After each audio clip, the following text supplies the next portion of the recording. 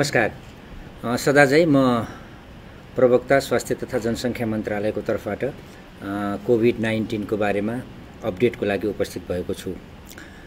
आज कुल हालसम्मको टेस्ट चाहिँ 1133 वटा छ। आजको दिनमा आइसोलेसनमा देशभरिमा 79 जना हुनुहुन्छ। हामीले यो कन्ट्याक्ट ट्रेसिङको लागि हिजो मैले भनेको थिएँ 80% जति सम्पन्न भइसकेको छ। त्यो प्रतिशत बढेर करिब 84% सम्पन्न भएको छ। आज चौथो केस धनगढीको पनि स्याम्पल कलेक्सन भइसकेको अवस्था छ, परीक्षणको क्रममा छ। यो विषयमा यो ट्रेसिङ कसरी भइरहेछ वा कतिलाई भएको छ भन्ने धेरै कुराहरू मलाई सोध्नु पनि हुन्छ र त्यो कुरामा केही मिडियाहरूले देखाउनु पनि भएको छ। त्यो हिसाबमा महामारी नियन्त्रण तथा रोकथाममा कन्ट्याक्ट ट्रेसिङ एउटा महत्त्वपूर्ण विषय हो। यस विषयमा सबैको चासो हुनु अत्यन्त सान्दर्भिक छ। यो कन्ट्याक्ट ट्रेसिङ स्वास्थ्य सेवा विभागको एपिडेमियोलोजी तथा रोग नियन्त्रण महाशाखा मार्फत हुने गर्दछ। हामीलाई प्राप्त जानकारी अनुसार WHO को मापदण्ड अनुरूप सङ्क्रमितसँग सम्पर्कमा रहने नजिकका परिवारका सदस्यहरू र अन्य नजिकमा सम्पर्कमा रहने व्यक्तिहरूलाई ट्रेसिङ गरिन्छ। कहाँ हुनुहुन्छ भनेर खोजी गरिन्छ, उहाँहरूलाई क्वारेन्टाइनमा राखिन्छ र आवश्यकता अनुसार परीक्षण गर्ने गरिन्छ। यो सिलसिलामा हालै गरिएका सबै परीक्षणहरूमा परीक्षणको नमुना चाहिँ नेगेटिभ आएको छ र बाँकी जसको ट्रेसिङ हुन बाँकी छ र जो चाहिँ नमुना सङ्कलन भइसकेको छ र नमुना परीक्षण हुन बाँकी छ त्यहाँहरूको रिपोर्ट चाहिँ हामीले पर्खिरहेका छौँ। आज धनगढीमा सङ्क्रमितको परिवार लगायत जम्मा 12 जनाको नमुना सङ्कलन भइसकेको जानकारी त्यहाँको अस्पतालले गराएको छ र परीक्षण जारी रहेको छ। सङ्क्रमितसँग नजिक रहेका सबैलाई एकजना पनि नछुटाएर नमुना परीक्षण गर्ने हाम्रो दायित्व हो। यहाँले औलाउनु भएको कुरामा हामी सजग छौँ र त्यही अनुसार काम गर्दै आएका पनि छौँ। कल सेन्टरको केही अपडेट गराउन चाहन्छु। हाम्रो जम्मा करिब 6900 भन्दा बढी कलहरू एटेम्प्ट भएको छ। त्यो कोसिस गरिएका कलहरूमध्ये हामीले गत 24 घण्टामा 232323 वटा कलहरू चाहिँ एटेन्ड गरेका छौँ र त्यहाँको जिज्ञासाहरू मेटाउने प्रयास गरेका छौँ। ल्याबोरेटरीको विषय अर्को एउटा महत्त्वपूर्ण विषय छ। प्रयोगशालाको हाल चाहिँ पोखरामा यो परीक्षण सुरु भएको छ। 4 वटा परीक्षणहरू त्यहाँ परीक्षण भइरहेको जानकारी त्यहाँको मेडिकल सुपरिन्टेन्डेन्टले गराउनु भएको छ। त्यसै गरी धरानमा चाहिँ 12 वटा नमुनाहरू परीक्षण हुँदैछन्, जो चाहिँ आजभन्दा 4-5 दिन अगाडिदेखि नै सुरु भएको अवस्था छ। त्यहाँ हेटौडामा तयारी अघिसम्म अन्तिम चरणमा पुगेको छ। आज अब केही घण्टामा हामी परीक्षण कार्य सुरु गर्छौँ भन्नुभएको छ र अन्य ठाउँहरू सुर्खेत, धनगढी, बुटवल र जनकपुरमा चाहिँ साथीहरूले त्यहाँ चाहिँ यो मेसिन चाहिँ इन्स्टल गर्दै हुनुहुन्छ। सम्भवतः आज नभए भोलिदेखि चाहिँ त्यो कार्य प्रारम्भ हुन्छ। एउटा बाराको केस पनि मिडियामा आइराखेको छ। हामीले चाहिँ त्यसलाई सोधखोज गर्दाखेरि त्यो केस चाहिँ ट्रमाको अपरेसन भएको बिरामी जसलाई इन्फेक्सन भएर उपचारको क्रममा काठमाडौँ ल्याउने क्रममा चाहिँ निधन भएको भन्ने समाचार हामीले पाएका छौँ। र अब हाम्रो यो एप्स जुन थियो 2 दिन अगाडि हामीले यहाँबाट लन्च गरेका थियौँ। त्यो एप्समा हालसम्म 2300 जनाले आफ्नो चाहिँ लक्षणहरू त्यहाँ चाहिँ रिपोर्टिङ गर्नुभएको छ। त्यो लक्षणको आधारमा 12 जनाको चाहिँ लक्षण यो ज्वरो र खोकीको लक्षण भएको हुनाले उहाँहरू चाहिँ सम्भावित भित्र पर्नुहुन्छ। त्यो सम्भावितहरूको हामीसँग कन्ट्याक्ट नम्बर सबै छ र हामीले उहाँहरूलाई नमुना परीक्षण गर्छौँ। यो पनि एउटा नमुना परीक्षण गर्ने दायरा फराकिलो गरेको हो र सर्वसाधारण सबै हामीले चाहिँ जो योसँग रिलेटेड हुनुहुन्छ यसलाई प्रयोग गर्नुभएको छ, यो चाहिँ खुसीको पनि कुरा हो। किन भन्दा अहिले यो लकडाउन भएको स्थितिमा हामीलाई चाहिँ कन्ट्याक्ट ट्रेसिङ गर्न, केसहरू ट्रेस गर्नलाई र नमुना परीक्षणको चाहिँ दायरा बढाउनलाई यसले मद्दत गरेको छ। अब हिजो बसेको यो CCMC को मैले भनेको थिएँ कोभिड-19 क्राइसिस म्यानेजमेन्ट सेन्टरको त्यसको 4वटा जुन शाखाहरू छ, 4वटा कम्पोनेन्टहरू छ, त्यसको पहिलो बैठक आज बसेको छ र त्यो बैठकले चाहिँ 4वटैको कामहरू सुरु गरिसकेको अवस्था छ र अब यसले चाहिँ विभिन्न कुराहरू अस्पतालहरूको तयारीको कुरा, त्यसपछि लजिस्टिक सप्लाईको कुरा, सेफ्टी र सेक्युरिटीको कुरा र रिस्क कम्युनिकेसन र मिडिया म्यानेजमेन्टको कुरा गर्छ। त्यो अनुसार टिम चाहिँ एक्टिभेट भइसकेको मैले जानकारी गराएँ। अब अन्तिममा यो फ्रिक्वेन्टली सोधिएका प्रश्नहरूमा आज अब विशेषतः धेरैले यो हाम्रो खरिदसँग सम्बन्धित कुराहरू जो चाहिँ खास गरिकन अझ किटसँग ऱ्यापिड किटसँग जुन परीक्षणको लागि प्रयोग गरिन्छ त्यो किट्समा आधारित रहेर प्रश्नहरू गर्नुभएको छ। धेरैले मलाई प्रवक्ताको हिसाबमा किट चाहिँ खरिद गरिएको प्रोसेसको कुरा, त्यसपछि त्यसको मापदण्डको कुरा, त्यसको परिणामको कुरा, त्यसको चाहिँ उत्पादन गर्ने कम्पनीहरूदेखि लगायत धेरै कुराहरू गर्नुभएको छ। मैले यहाँहरूलाई धेरैलाई जवाफ चाहिँ सबै कुरा मलाई थाहा नभएको हिसाबले दिन सकेको थिएन। तर एउटा राम्रो कुरा हामीले के गरेको छौँ भन्दा यो प्रत्यक्ष हामी चाहिँ लाइभमा आउँदाखेरि धेरैजसो सोधेका प्रश्नसँग रिलेटेड कुराहरू सम्बन्धित विज्ञबाट, सम्बन्धित महाशाखा प्रमुखहरू, सम्बन्धित व्यक्तिहरूबाट त्यो कुरा आयो भनेदेखि यहाँहरूको जिज्ञासा पनि मेटिने र थप कुरा चाहिँ जानकारी पनि हुने हुन्छ। त्यो हिसाबमा आज हामीले चाहिँ हाम्रो स्वास्थ्य सेवा विभागका महानिर्देशकलाई यो किटको सम्बन्धी र समग्रमा लजिस्टिक सप्लाई सम्बन्धी केही कुरा बताइदिन अनुरोध गरेका थियौँ। त्यो हिसाबले उहाँ आउनुभएको छ। उहाँलाई म अब यो फ्लोर दिन्छु। धन्यवाद। नमस्कार, म महेन्द्र प्रसाद श्रेष्ठ, महानिर्देशक स्वास्थ्य सेवा विभाग। नोभल कोरोना भाइरस यो कोभिड-19 को लाई आवश्यक पर्ने सरसामानहरूको विषयमा विगत लामो समयदेखि विभिन्न किसिमको चर्चा परिचर्चा रहिरह्यो। सुरुमा हामीसँग सामानहरूको केही कमी थियो, तथापि सुन्नेको अवस्था थिएन। आवश्यक परेको सबै ठाउँमा विभिन्न किसिमले हामीले सामान पठाएका थियौँ। तर स्वास्थ्य संस्थाले के भयो भने अलि धेरै भएपछि हामी अलि सुरक्षित हुन्छौँ कि भन्ने उहाँहरूको भनाइरह्यो र कतिपय साना स्वास्थ्य संस्थाहरू, हेल्थ पोस्ट अथवा अरू प्राथमिक स्वास्थ्य केन्द्र सबैले त्यो सामानहरूको माग गर्नुभयो, जुन स्वाभाविक पनि थियो र त्यसको लागि अभाव पूर्ति गर्नुको लागि हामीले धेरै प्रयासहरू गऱ्यौँ। जुन बेला यो महामारी सुरु भयो, महामारी सुरु हुनासाथ स्वास्थ्य मन्त्रालयमा माननीय मन्त्रीज्यूको अध्यक्षतामा मिटिङ बस्यो र हामीले खास गरेर नेपालबाट अरू कुरा त थिएन, यो मास्कहरू प्रतिबन्ध लाउनुपर्छ भनेर भन्सार महानिर्देशकज्यूलाई मन्त्रीज्यूले निर्देशन दिनुभयो। त्यसपछि हामीले सामान किन्ने त्यो बेलादेखि सुरुवात गऱ्यौँ। तर बजारमा तुरुन्त सामानहरू थिएन, तर धेरै सानो सानो परिणाममा जति सामान पाइयो सामानहरू किन्दै वितरण गर्दै हामीले गऱ्यौँ र काम चलाउँदै गयौँ।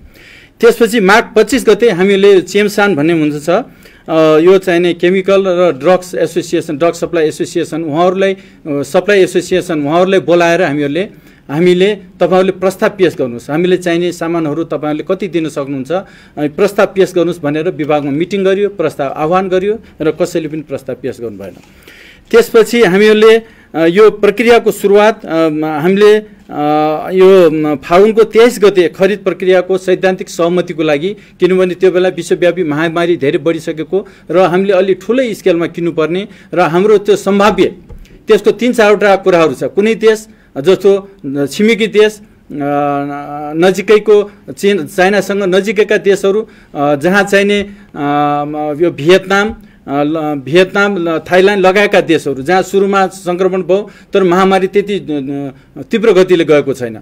कुनै देश महामारी असाध्यै तीव्र गतिले गएको छ र तीव्र गतिले हाम्रो पनि नेपालमा गयो भने कति हामीलाई चाहिन्छ सामान भन्ने हिसाबले हामीले कम्तीमा पनि 1 महिनामा हामीलाई 5000 बिरामीहरू हुन सक्छ देशव्यापी र त्यसको लागि सामानहरू चाहिन्छ भन्ने हिसाबले हामीले योजना गर्यौं र त्यसको सुरुवात हामीले फागुनको 30 गते हामीले सार्वजनिक सूचनाहरू आह्वान गर्यौं।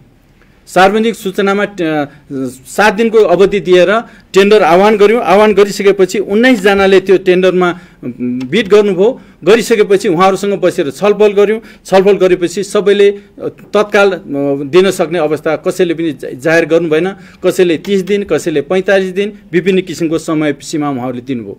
दिइसकेपछि हामीहरूले उहाँहरूले भन्यौँ तपाईहरुले के चाहिन्छ, तपाईहरुको सामान कहाँ छ, चाइनामा छ कि इन्डियामा छ कि हङकङ सिङ्गापुर कहाँ छ, हामी नेपाल सरकारले सहजीकरण गरिदिन्छ, प्लेन पठाइदिन्छ, सामान ल्याउँ भनेपछि उहाँहरूले 3 दिनको समय दियौँ। उहाँहरूले त्यो चाहिने एक प्लेन सामान जम्मा गर्नुहोस्, हामीले प्लेन पठाउँछौँ भन्यो, तर सामान उहाँहरूले जम्मा गर्न सक्नु भएन। भइसकेपछि सामान हामीलाई नितान्त कम भइसकेको थियो र तत्काल औषधि भनेको त उपकरण भनेको त तत्काल अब त्यो सामान नभएर कतिपय संस्थाहरूमा स्वास्थ्य कर्मीले उपचार नगरेको, बिरामी फर्काएको आदि इत्यादि समाचार सायद हामी सबैले सुन्यौँ। त्यसकारण तत्काल सुरक्षाका सामानहरू हामीले उपलब्ध गर्नुपर्छ भनेर हामीलाई यो उच्च स्तरीय समन्वय समितिको बैठक संख्या 12 मिति 76/12/11 को निर्णय अनुसार हामीहरूलाई तुरुन्त 24 घण्टाभित्र प्रक्रिया सुरु गर्नु भनेर निर्देशन प्राप्त भयो र हामीले तुरुन्त प्रक्रिया सुरु गर्यौं र सबै इच्छुक महानुभावहरूलाई मन्त्रालयमा बोलाइयो। 13 गते माननीय मन्त्रीज्यू श्रीमान सचिवज्यूको उपस्थितिमा लगभग 35 जना सप्लायरहरू बसेर हामी छलफल गर्यौं। कसले के दिन सक्छ, कसले के दिन सक्दैन भने हामी छलफल गर्यौं। छलफल गरिसकेपछि त्यहाँ चाहिने सामान्यतया तत्काल केही सामानहरू उपलब्ध गर्न सक्ने 7 जना सप्लायरहरू आउनुभयो। तर 7 जना सप्लायरहरूले फेरि हामीले छुट्टै राख्यौं। 7 जना सप्लायरलाई अरु सबैलाई बिदा गर्यौं। 7 जना सप्लायरहरूलाई हामीले छुट्टै राखेर हामीले उहाँहरूलाई अनुरोध गर्यौं तपाईहरुले के दिन सक्नुहुन्छ, कहिलेसम्म दिन सक्नुहुन्छ, हामीले तुरुन्त चाहिन्छ, नेपाल सरकारले फेसिलिटेसन गर्छ भनेपछि उहाँहरू ठिक छ हामी प्रस्ताव पेश गर्छौं भनेपछि त्यही दिन 7 बजे भित्र प्रस्ताव पेश गर्ने शर्तमा हामीहरू त्यहाँ उठ्यौं र 7 बजेसम्म जम्मा 2टा प्रस्ताव प्राप्त भयो। प्राप्त भएपछि त्यही 2टा प्रस्ताव मध्ये एउटा प्रस्ताव यो जसलाई हामीले एवार्ड गर्यौं ओम्नी ओबीसीआई प्राइभेट लिमिटेड र उहाँहरूलाईसँग हामीले उहाँहरूले पेश गरेको दर रेटमा 0.5% रेट कम गरेर हामीले त्यो सम्झौता गर्यौं र सम्झौता गर्दाखेरि मैले पटक पटक भनेको छु यो हाम्रो बजार दर रह्यो भन्दा हामीले हाम्रो एस्टिमेटेड कस्ट भन्दा लगभग 20% बढी छ, बढी थियो, बढी छ र त्यो हामीले के छ भने 20% ठुलो कुरो थिएन, यो हामीले तुरुन्त चाहिने थियो। समय हामीलाई असाध्य महत्त्वपूर्ण र मान्छेको ज्यान जगाउनु सबभन्दा महत्त्वपूर्ण थियो। त्यसले गर्दाखेरि हामीले तुरुन्त सम्झौता गर्यौं। प्लेन पठाउनुको लागि नेपाल सरकार सम्पूर्ण लाग्यो, सहजीकरण गर्यौं, तर उहाँहरूले समयमा त्यो हामीले जति भनेका थियो त्यो परिणामको औषधिहरू ल्याउनु भएन। उहाँहरूले जति ल्याउनु पर्ने थियो 30 को तारिखभित्र अस्तिभित्र जुन ल्याउनु पर्ने थियो उहाँहरूले मात्रै 10% को हाराहारीमा उहाँले कबुल गरेको सामान ल्याउनु भयो र पैसाको हिसाबमा लगभग 18% पैसा हामीले कुल कबुल अङ्कको 18% पैसाको सामान ल्याउनु भयो। त्यसपछि उहाँको दोस्रो लट भोलि पेश गर्नुपर्ने थियो, तर उहाँहरूले ल्याउन सक्ने कुनै सम्भावना छैन र हामीले ल्याउन सक्छौं भने अहिलेसम्म प्रतिबद्धता पनि जाहेर गर्नु भएन। त्यो भइसकेपछि आज मैले त्यो सम्झौता रद्द गरेको छु। सम्झौता रद्द गरेर उहाँहरूको धरुती जफत गर्ने र कालो सूचीको लागि अगाडि प्रक्रिया पठाउने भन्ने निर्णय भएको छ र त्यसपछि अब तुरुन्तै हामीहरूले अर्को प्रक्रिया भोलि सुरु गर्दैछौँ। हामीसँग पहिलाको टेन्डरका साथीहरूलाई फेरि हामीले बोलाएका छौँ। त्यो टेन्डरबाट आएको त्यो टेन्डरबाट उहाँहरूले के कति दिन सक्नुहुन्छ, उहाँहरूसँग के उपलब्ध छ त्यो हामीले सम्झौता गरिसकेपछि अनि आवश्यक कति हामीले थप आवश्यक चाहिन्छ, थप आवश्यकताको लागि हामीहरूले फेरि 3 दिनको सूचना भोलि हामी निकाल्छौँ र 3 दिनभित्र सबैलाई आह्वान गर्छौँ। अहिले चाहिने हामी सस्तोमा दिन्छौँ भन्नुभएको छ, उहाँमा सस्तोमा फेरि निवेदन दिनु हुन म सबैलाई अनुरोध गर्दछु र अहिले हामी सबै मिलेर यो चाहिने महामारीको सामना गर्नुपर्ने छ। जो जहाँ जसरी हुनुहुन्छ उहाँहरूले म आह्वान गर्छु र 3 दिनभित्र उहाँहरूको प्रस्ताव आइसकेपछि हामी सबैभन्दा कम जसको छ उहाँसँग हामी सम्झौता गर्छौँ, वार्ता गर्छौँ उहाँहरूले, तर हाम्रो समय चाहिने त्यसपछि पनि बढीमा 5 दिनभित्र सम्पूर्ण सामानहरू ल्याउने शर्तमा हामी फेरि सम्झौता गर्छौँ र सामानहरू उपलब्ध गराउँछौँ। र यसको लागि म सम्पूर्ण स्वास्थ्य कर्मीहरू, सम्पूर्ण अस्पताल, सम्पूर्ण यसको सडकवाला अनुरोध छ, विनम्र अनुरोध के गर्छु भने कुनै पनि स्वास्थ्य सामग्रीको अभावमा तपाईहरुले बिरामी जाँच्ने काम बन्द नगर्नुहोस्। तपाईहरुले चाहिने कुनै पनि सामान स्वास्थ्य सेवा विभागले कुनै पनि हर तरहले उपलब्ध गराउँछ भन्ने कुरा प्रतिबद्धता जाहेर गर्न चाहन्छु र बिरामीको उपचारमा कुनै पनि सम्झौता नगर्नुहोस् भन्ने अनुरोध गर्न पनि चाहन्छु। यस प्रकार अब हामी त्यो औषधि त्यो सामग्रीहरू छिटो भन्दा छिटो ल्याउने अहिले किन रद्द गर्यो भन्दाखेरि उहाँबाट ल्याउन सक्नु भएन। उहाँले ठिक समयमा जम्मा 10% सामान आयो। 10% सामानले अहिलेको केही दिनको हाम्रो समस्या त टर्ला, तर हाम्रो त्यो चाहना थिएन। हाम्रो चाहना यो महामारीमा हामीले यथेष्ट सामानहरू राखेर बसौँ, सबै हाम्रो स्वास्थ्य कर्मीहरूलाई हामीले एकदमै उहाँहरूलाई चाहिने एकदमै ढुक्क बनाएर राखौँ भन्ने हाम्रो चाहना थियो। तरै पनि केही सामानहरू आएको छ र बाँकी सामान हामीले तुरुन्त चाहिने यो सामानहरू सब 7 प्रदेशमा पुगिसकेको छ। त्यसकारण अब बाँकी सामान पनि तुरुन्त हामीले जो गर्दैछौँ र त्यो मैले प्रतिबद्धता जारी गरिसकेँ। त्यसकारण अब अर्को कुरा एउटा छ टेस्ट किटको। ऱ्यापिड टेस्ट किटको विषय अलिकति बुझ्नुपर्ने जरुरी छ। ऱ्यापिड टेस्ट किट त्यो जहाँ कतै संसारभरि प्रयोग हुन्छ। यसको दुईटा कुरा छ। एउटा क्वालिटीको कुरा छ। क्वालिटीको कुरा अहिले चाइना सरकारले 19वटा कम्पनीलाई मात्र मान्यता दिएको छ र 19वटा कम्पनी भन्दा बाहिर कुनै पनि एउटा चाइनाको रजिस्टर कम्पनी, क्वालिफाइड कम्पनी भन्दा अरू औषधिहरू सप्लाई हुँदैन, नम्बर 1। नम्बर 2, आइसकेको टेस्ट किटहरू हामी भ्यालिडेसन गर्दैछौँ, त्यसको परीक्षण गर्दैछौँ। परीक्षण पश्चात पास भएपछि मात्र त्यो चाहिँ हामी लिन्छौँ र त्यसको पेमेन्ट गर्छौँ। त्यसकारण यसको क्वालिटी यो कहाँ आयो भन्ने विषयमा शङ्का नगर्नु हुन अनुरोध गर्दछु। त्यसपछि दोस्रो कुरो, यो कहिले टेस्ट गर्ने? मैले पटक पटक भनेको छु, यो ऱ्यापिड टेस्ट किट जहिले पनि जहाँ पनि प्रयोग हुँदैन।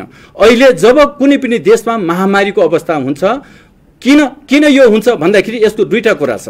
एउटा सेन्सिटिभिटी भन्छ, एउटा स्पेसिफिसिटी भन्छ। सेन्सिटिभ भनेको true positive divided by true positive. त्यसले 100वटा पोजिटिभहरू जाँदाखेरि कतिवटा साँच्चै ट्रु दिन्छ, त्यो सेन्सिटिभिटी हो। स्पेसिफिसिटी भनेको उसले 100वटा जाँदाखेरि कतिवटा नेगेटिभ दिन्छ। 100वटा नेगेटिभ हुनुपर्नेमा 100वटा नेगेटिभ भयो कि एउटा दुईटा पोजिटिभ पनि भयो भन्ने कुरा स्पेसिफिक भन्छ। यो कुनै पनि यो चाहिने एन्टिजेन एन्टिबडी बेस्ड टेस्टले 100% रिजल्ट दिँदैन, संसारभरि दिँदैन। तर त्यो चाहिने छिटो हुन्छ, छरितो हुन्छ, सजिलो हुन्छ र ठुलो मासमा प्रयोग गर्दाखेरि त्यसको आवश्यकता हुन्छ। त्यसकारण त्यो टेस्ट हामीले 75,000 टेस्ट किनेका छौँ। त्यो 75,000 टेस्ट अहिले हामीले प्रयोग गर्दैनौँ। त्यो कहिले गर्छौँ? हाम्रो कुनै महामारी नहोस्, त्यो टेस्ट प्रयोग गर्नै नपरोस्, हामीले त्यो चाहन्छौँ। तर भोलि महामारी भयो, उदाहरणको लागि नेपालमा काठमाडौँमा देशैभरि हाम्रो 500 भन्दा बढी बिरामी भए अथवा हाम्रो बिरामीको सङ्ख्या अलिकति धेरै भयो भनेपछि तुरुन्त हामीले त्यो टेस्ट प्रयोग गर्नुपर्छ, सबै ठाउँमा टेस्ट गर्नुपर्छ। अथवा अहिले हामीसँग 500 पनि भएको छैन। उदाहरणको लागि झापाको एउटा नगरपालिकामा, दमक नगरपालिकामा 20वटा केस एकैचोटि देखियो भने अनि बाँकी त्यहाँको चाहिने हामीले त्यहाँको जनसङ्ख्या 25,000 जनसङ्ख्यालाई हामीले टेस्ट गर्नुपर्ने हुन्छ, किनभने त्यो कम्युनिटी ट्रान्समिसन भइसक्यो त्यहाँ। त्यसकारण त्यो बेला हामीले यो PCR टेस्ट यो चाहिँ स्वाब लिएर टेस्ट गर्न सक्दैनौँ। त्यो बेला हामीले ऱ्यापिड डायग्नोस्टिक टेस्ट तुरुन्त पठाउँछौँ र टेस्ट गर्छौँ। उदाहरणको लागि अहिले चाहिँ सुदूरपश्चिमाञ्चलमा भारतबाट धेरै नेपालीहरू आउनुभएको छ, उहाँको थुप्रै नेपालीहरू पस्नु भएको छ र बैतडीमा एउटा महामारी भयो। त्यो बेला हामीले त्यो चाहिने PCR टेस्ट गरेर टेस्ट गर्न सक्दैनौँ, सबैको स्वाब लिन सक्दैनौँ। बैतडीको एउटा गाउँमा भोलि 20 जना मान्छेलाई त्यो महामारी फैल्यो भने हामीले ऱ्यापिड टेस्ट लिएर तुरुन्त गर्नुपर्ने हुन्छ, किनभने अहिलेको जुन PCR टेस्ट सबै ठाउँमा लगेर गर्न सकिँदैन, त्यसले ठुलो एमाउन्टको टेस्ट गर्न सक्दैन। अहिले जुन चाहिने हामीले प्रदेशमा पठाएको छौँ त्यसले अधिकतम टेस्ट गर्ने भयो दिनको 15-20वटा मात्रै हो भने हामीले एक दिनमा 1000वटा टेस्ट गर्नुपर्ने आवश्यकता हुन्छ। त्यो सजिलो छ, त्यो चाहिने जुनसुकै स्वास्थ्य कर्मीले प्रयोग गर्न सक्छ। त्यसकारण त्यो टेस्टको आवश्यक भएर ल्याइएको हो र आवश्यक नपरोस्, हाम्रो पनि त्यही चाहना छ। त्यो चाहिने भोलि कसै कुनै नेपालीलाई त्यो रोग नफैलियोस्, बरु त्यो खाल्टोमा खनौँ, हाम्रो पैसा अलिकति खेर जान्छ। तर हाम्रो त्यो चाहेर हुँदैन, भोलि चाहिँ महामारी हुनसक्छ। त्यो महामारीको अवस्था मैले भने जुम्लामा हुनसक्छ, हुम्लामा हुनसक्छ, भोलि चाहिने ताप्लेजुङ, पाथर, सोलु कुनै पनि ठाउँमा हुनसक्छ, सप्तरीको एउटा गाउँमा हुनसक्छ। त्यो बेला ऱ्यापिड टेस्ट किट हामी बोकेर जान्छौँ। मैले भने देशभरिको अवस्थामा एउटा धेरै बिरामी भयो भने हामी सुरु गर्छौँ। कुनै एउटा पार्टिकुलर फोकल पोइन्ट भन्छ, फोकाइ भन्छ के, कुनै एउटा प्युठान जिल्लाको एउटा गाउँपालिकामा 50 जनाले सङ्क्रमित भयो, त्यो बेला त 50 जनाले कतिलाई सारेछ, त्यो बेला 5000 जनाको टेस्ट गर्नुपर्ने हुन्छ। त्यसकारण हामी जे गरेका छौँ त्यो चाहिने अन्तर्राष्ट्रिय अनुभव, अहिले विज्ञानले दिएको हामीलाई ज्ञान र अन्तर्राष्ट्रिय सल्लाह सुझाव र अरू देशले के गरिरहेको छ त्यो आधार मानेर हामीले गरेका छौँ। र त्यसकारण म यहाँ विनम्र अनुरोध गर्छु, ठिक छ तपाईँहरूले हरेकले प्रश्न उठाउनु पाइन्छ, तर त्यो प्रश्न अलिकति बुझेर उठाउनुपर्छ र त्यसको चाहिने सकारात्मक नकारात्मक प्रभावहरू हामीलाई सोध्नुहोस्, सिधा फोनबाट सोध्नुहोस्, हामी जवाफ दिन चाहन्छौँ। र यसबाट चाहिने मेरो विनम्र अनुरोध के भने जनतामा एउटा नकारात्मक सन्देश नजाओस्। यो चाहिने नेपाल सरकार, स्वास्थ्य तथा जनसङ्ख्या मन्त्रालय नेपाल र नेपालीको स्वास्थ्यको लागि दत्तचित्त छ, दिनरात होल टिम लागिरहेको छ र उहाँहरूको मनोबल बढाइदिने काम हामी सबैले गर्नुपर्छ। कुनै मैले पटक पटक भनेको छु, कुनै गलत काम भएको छ त्यसलाई जरुर हात उठाइदिनुहोस्, जरुर त्यसलाई औँला ठडाएर चाहिने तपाईँहरू भनिदिनु सक्नुहुन्छ। तर अब यसमा के छ भने यो महामारीको बेलामा मान्छेलाई चाहिने अलिकति दुखित गराउने कुराले अरू धेरै असरहरू पर्छ। यही मैले विनम्र अनुरोध गर्दै मेरो भनाइ राख्छु। धन्यवाद, नमस्कार।